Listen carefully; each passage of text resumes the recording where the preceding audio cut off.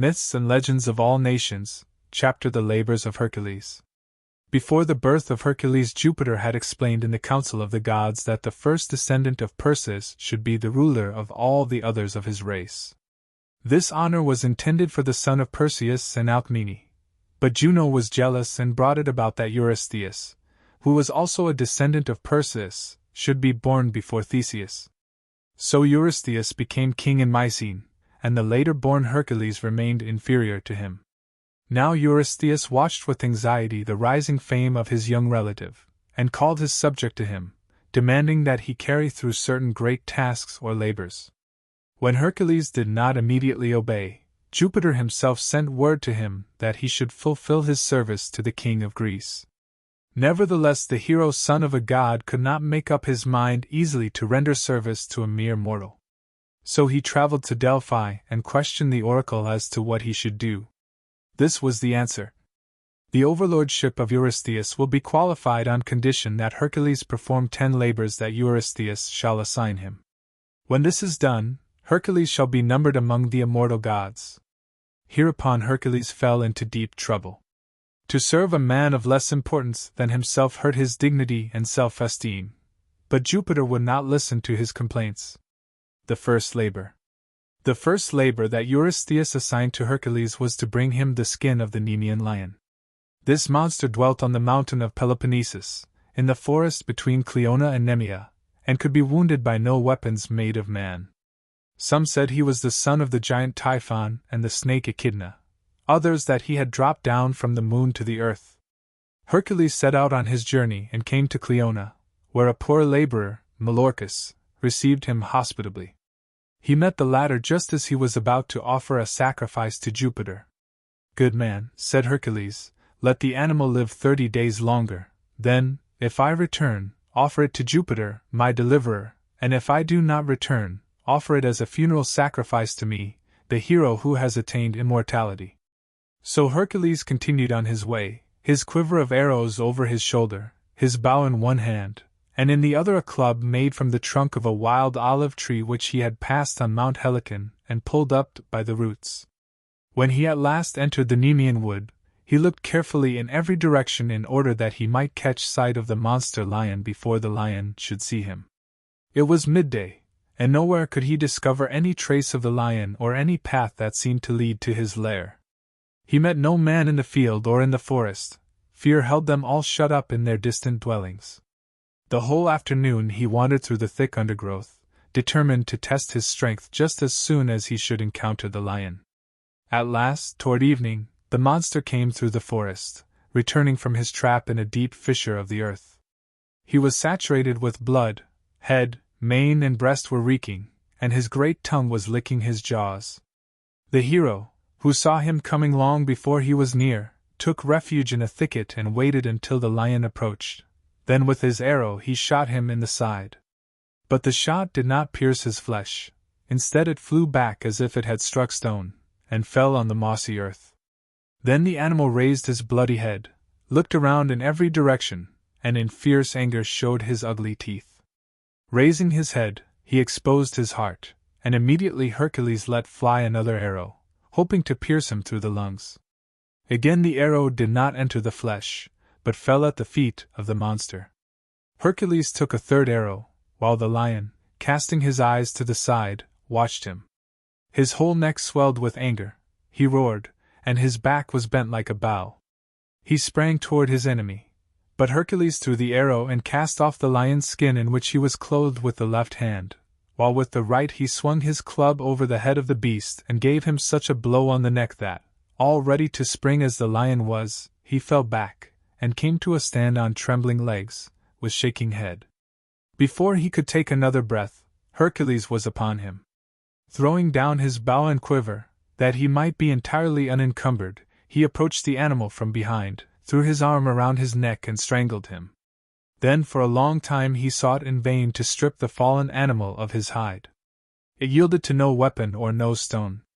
At last the idea occurred to him of tearing it with the animal's own claws, and this method immediately succeeded.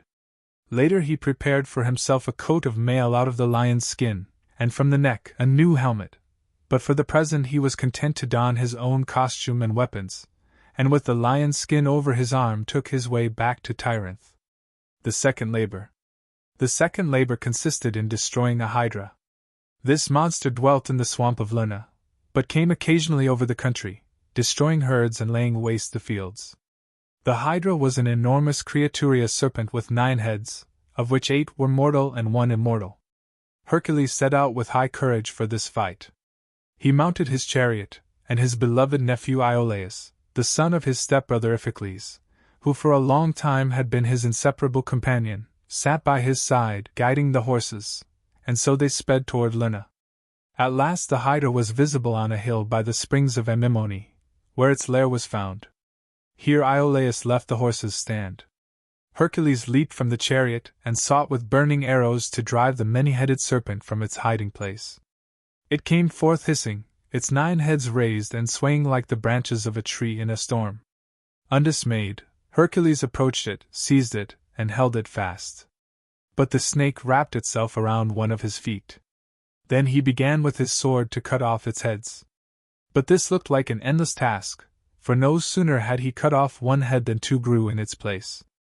At the same time an enormous crab came to the help of the hydra and began biting the hero's foot. Killing this with his club, he called to Iolaus for help. The latter had lighted a torch, set fire to a portion of the nearby wood, and with brands therefrom touched the serpent's newly growing heads and prevented them from living. In this way the hero was at last master of the situation, and was able to cut off even the head of the hydra that could not be killed. This he buried deep in the ground and rolled a heavy stone over the place. The body of the hydra he cut into half, dipping his arrows in the blood, which was poisonous. From that time the wounds made by the arrows of Hercules were fatal. The third labor. The third demand of Eurystheus was that Hercules bring to him alive the hind Serenitis. This was a noble animal, with horns of gold and feet of iron. She lived on a hill in Arcadia, and was one of the 5 hinds which the goddess Diana had caught on her first hunt. This one, of all the 5, was permitted to run loose again in the woods, for it was decreed by fate that Hercules should one day hunt her. For a whole year Hercules pursued her, came at last to the river Ladon, and there captured the hind, not far from the city Enon, on the mountains of Diana. But he knew of no way of becoming master of the animal without wounding her, so he lamed her with an arrow and then carried her over his shoulder through Arcadia. Here he met Diana herself with Apollo, who scolded him for wishing to kill the animal that she had held sacred, and was about to take it from him.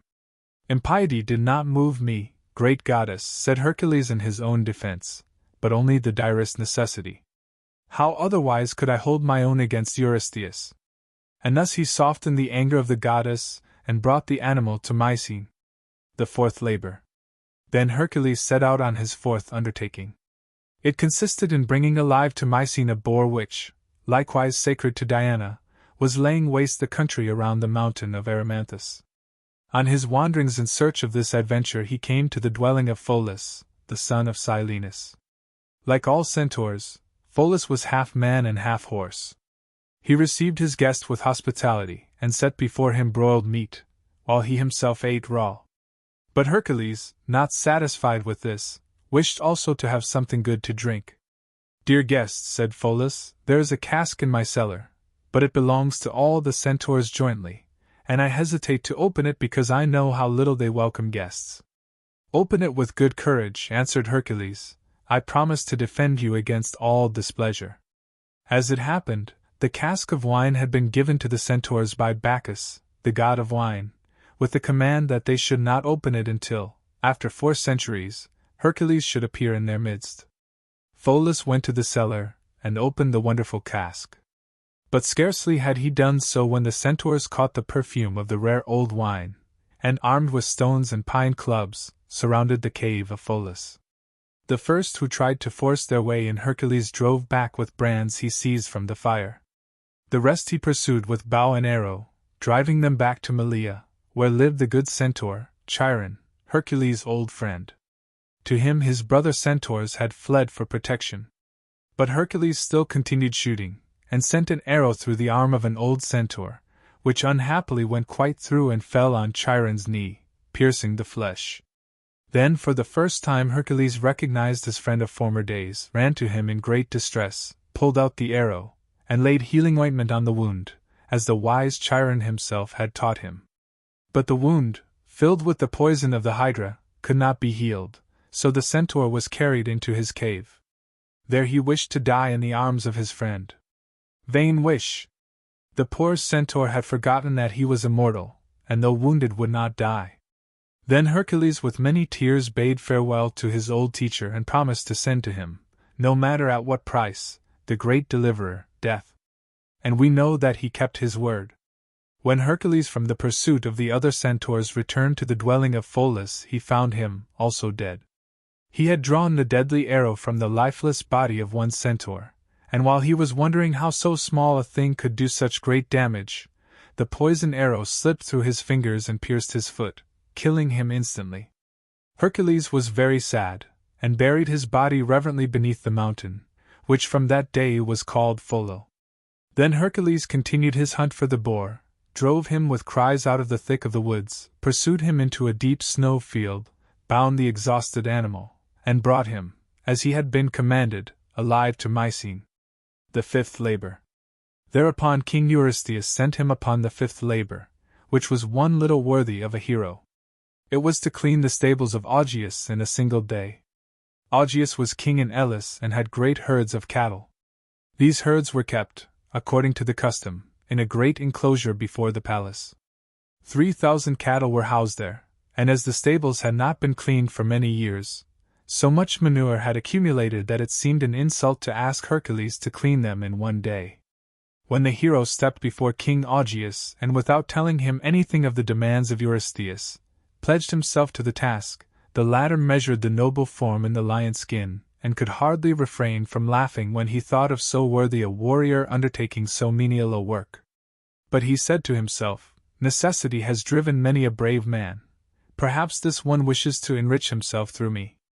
That will help him little. I can promise him a large reward if he cleans out the stables, for he can in one day clear little enough." Then he spoke confidently. "Listen, O stranger. If you clean all of my stables in one day, I will give over to you the 10th part of all my possessions and cattle." Hercules accepted the offer, and the king expected to see him begin to shovel. But Hercules, after he had called the son of Augeas to witness the agreement, tore the foundations away from one side of the stables, directed to it by means of a canal the streams of Alpheus and Peneus that flowed nearby, and let the waters carry away the filth through another opening. So he accomplished the menial work without stooping to anything unworthy of an immortal. When Augeas learned that this work had been done in the service of Eurystheus, he refused the reward and said that he had not promised it, but he declared himself ready to have the question settled in court. When the judges were assembled, Phyleus, commanded by Hercules to appear, testified against his father, and explained how he had agreed to offer Hercules a reward. Augeas did not wait for the decision. He grew angry and commanded his son as well as the stranger to leave his kingdom instantly. The sixth labor. Hercules now returned with new adventures to Eurystheus, but the latter would not give him credit for the task because Hercules had demanded a reward for his labor. He sent the hero forth upon a sixth adventure, commanding him to drive away the Stymphalides. These were monster birds of prey, as large as cranes, with iron feathers, beaks, and claws.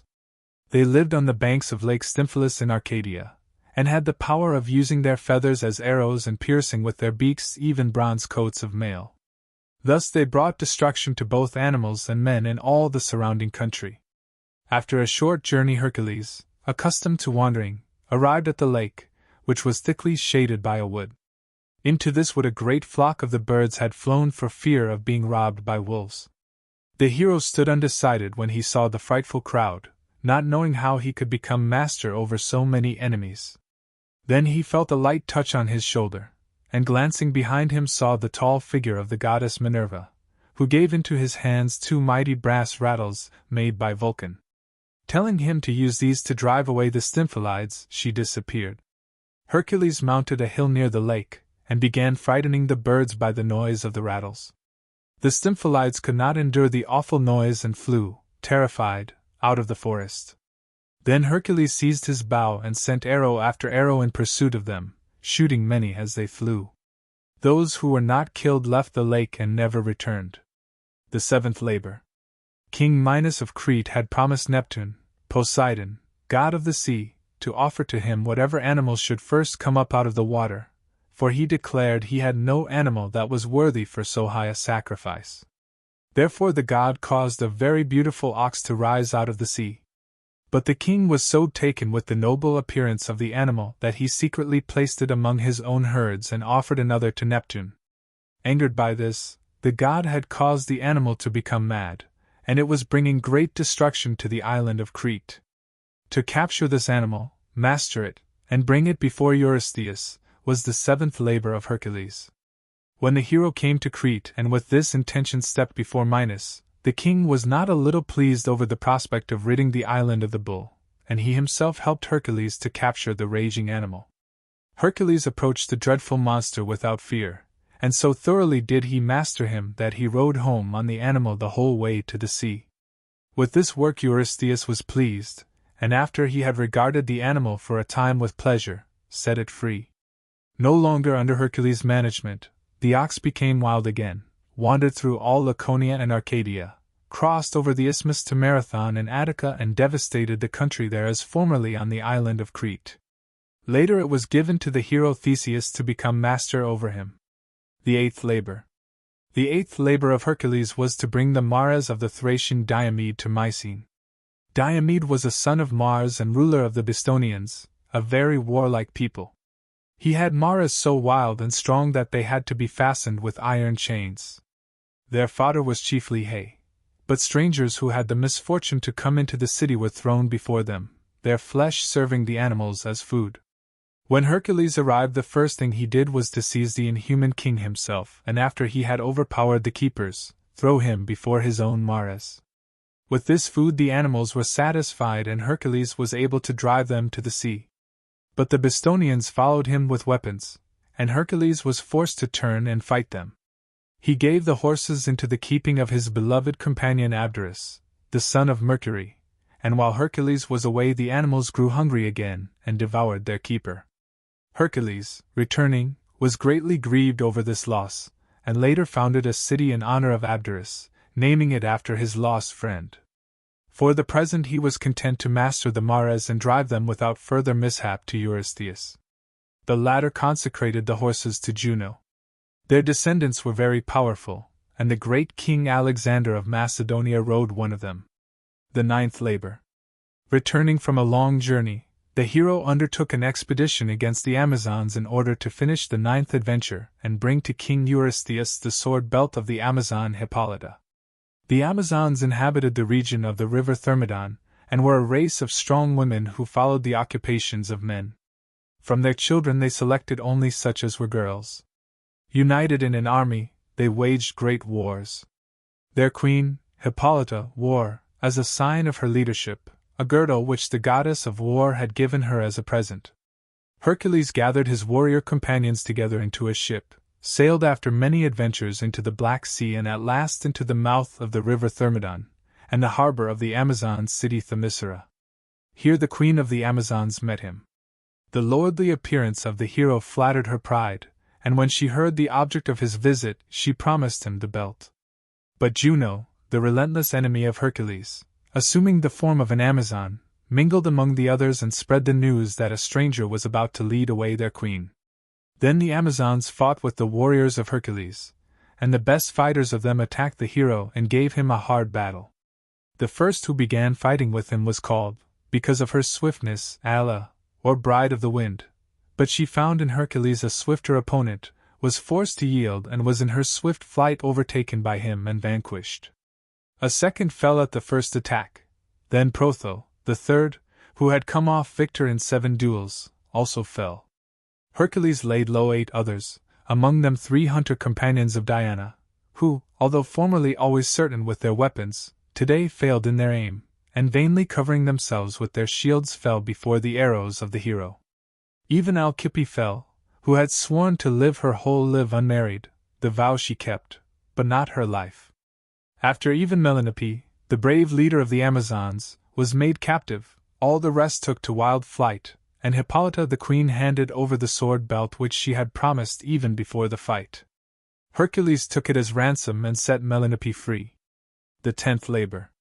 When the hero laid the sword belt of Queen Hippolyta at the feet of Eurystheus, the latter gave him no rest, but sent him out immediately to procure the cattle of the giant Geryon. The latter dwelt on an island in the midst of the sea, and possessed a herd of beautiful red-brown cattle, which were guarded by another giant and a two-headed dog. Geryon himself was enormous, had 3 bodies, 3 heads, 6 arms, and 6 feet. No son of earth had ever measured his strength against him, and Hercules realized exactly how many preparations were necessary for this heavy undertaking. As everybody knew, Geryon's father, who bore the name Goldsword because of his riches, was king of all Iberia, Spain. Besides Geryon, he had 3 brave giant sons who fought for him, and each son had a mighty army of soldiers under his command. For these very reasons had Eurystheus given the task to Hercules, for he hoped that his hated existence would at last be ended in a war in such a country. Yet Hercules set out on this undertaking no more dismayed than on any previous expedition. He gathered together his army on the island of Crete, which he had freed from wild animals, and landed first in Libya. Here he met the giant Antaeus, whose strength was renewed as often as he touched the earth. He also freed Libya of birds of prey, for he hated wild animals and wicked men because he saw in all of them the image of the overbearing and unjust lord whom he so long had served. After long wandering through desert country, he came at last to a fruitful land, through which great streams flowed. Here he founded a city of vast size, which he named Hecatompelos, city of 100 gates. Then at last he reached the Atlantic Ocean and planted the 2 mighty pillars which bear his name. The sun burned so fiercely that Hercules could bear it no longer. He raised his eyes to heaven, and with raised bow threatened the sun god. Apollo wondered at his courage and lent him for his further journeys the bark in which he himself was accustomed to lie from sunset to sunrise. In this Hercules sailed to Iberia. Here he found the 3 sons of Goldsword with 3 great armies camping near each other, but he killed all the leaders and plundered the land. Then he sailed to the island Erythea, where Geryon dwelt with his herds. As soon as the 2-headed dog knew of his approach, he sprang toward him, but Hercules struck him with his club and killed him.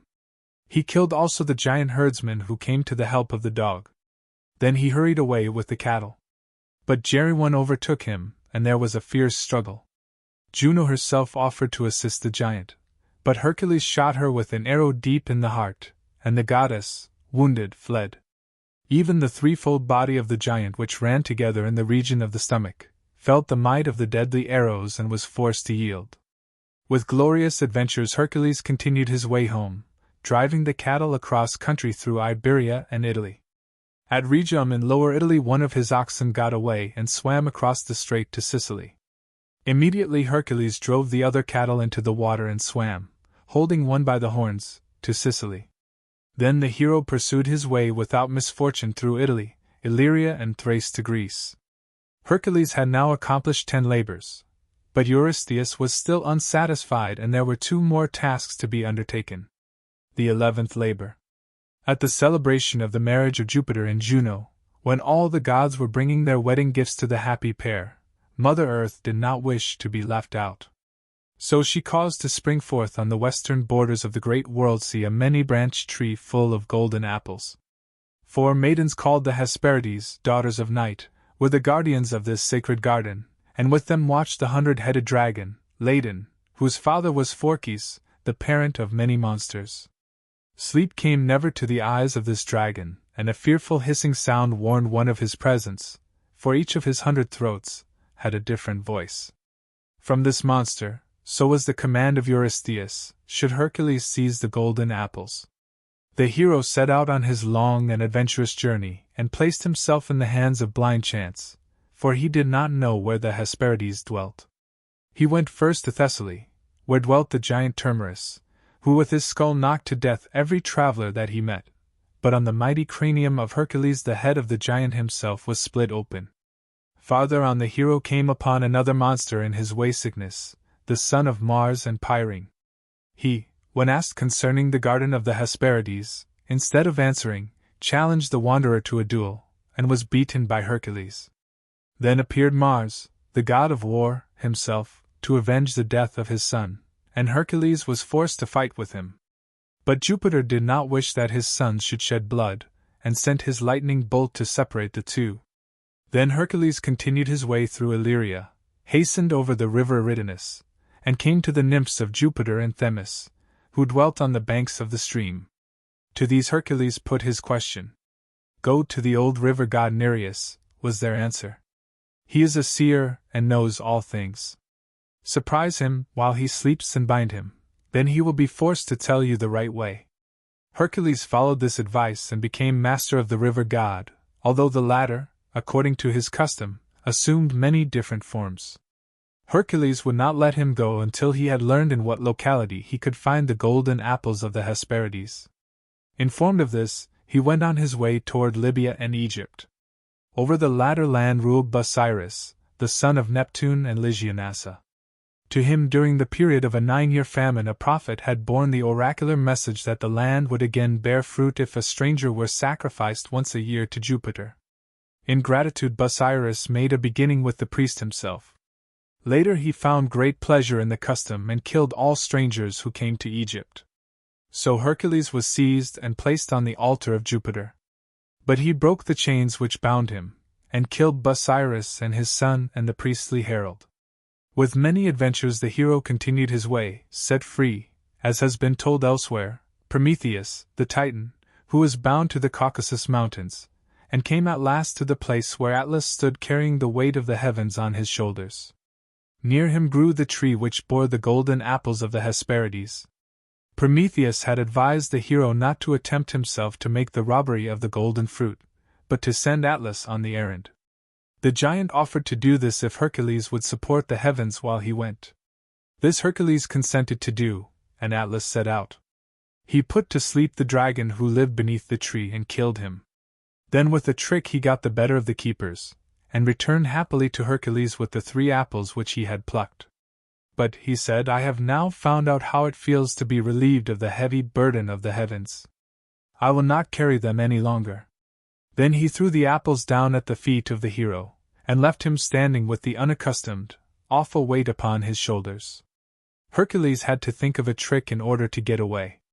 "Let me," he said to the giant, "just make a coil of rope to bind around my head, so that the frightful weight will not cause my forehead to give way."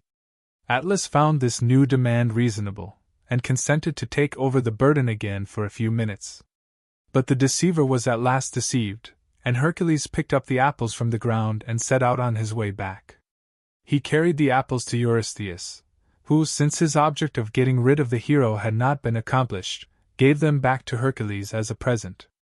The latter laid them on the altar of Minerva, but the goddess, knowing that it was contrary to the divine wishes to carry away this sacred fruit, returned the apples to the garden of the Hesperides. The 12th labor.